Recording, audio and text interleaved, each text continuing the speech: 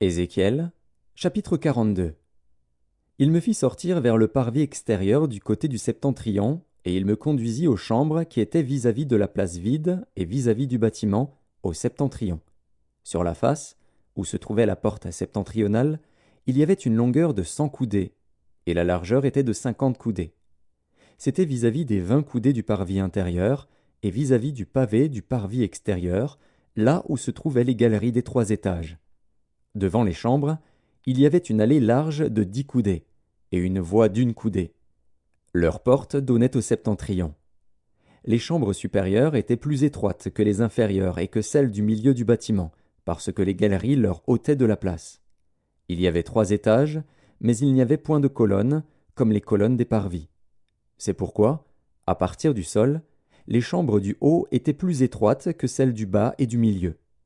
Le mur extérieur parallèle aux chambres, du côté du parvis extérieur, devant les chambres, avait 50 coudées de longueur.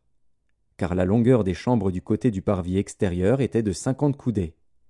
Mais sur la face du temple, il y avait 100 coudées. Au bas de ces chambres était l'entrée de l'Orient, quand on y venait du parvis extérieur. Il y avait encore des chambres sur la largeur du mur du parvis du côté de l'Orient, vis-à-vis de la place vide et vis-à-vis du bâtiment. Devant elle, il y avait une allée, comme devant les chambres qui étaient du côté du septentrion. La longueur et la largeur étaient les mêmes, leurs issues, leurs dispositions et leurs portes étaient semblables. Il en était de même pour les portes des chambres du côté du midi.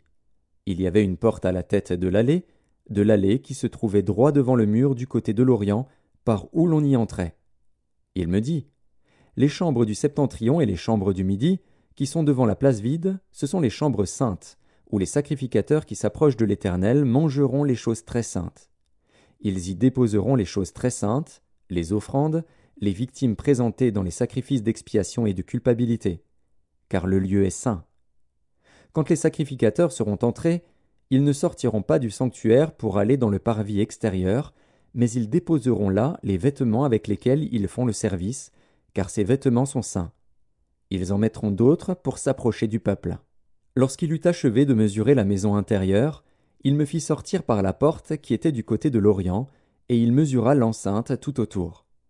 Il mesura le côté de l'Orient avec la canne qui servait de mesure, et il y avait tout autour 500 cannes.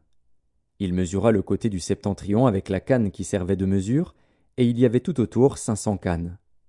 Il mesura le côté du midi avec la canne qui servait de mesure, et il y avait 500 cannes. Il se tourna du côté de l'Occident, et mesura 500 cannes avec la canne qui servait de mesure. Il mesura des 4 côtés le mur formant l'enceinte de la maison. La longueur était de 500 cannes, et la largeur de 500 cannes. Ce mur marquait la séparation entre le saint et le profane.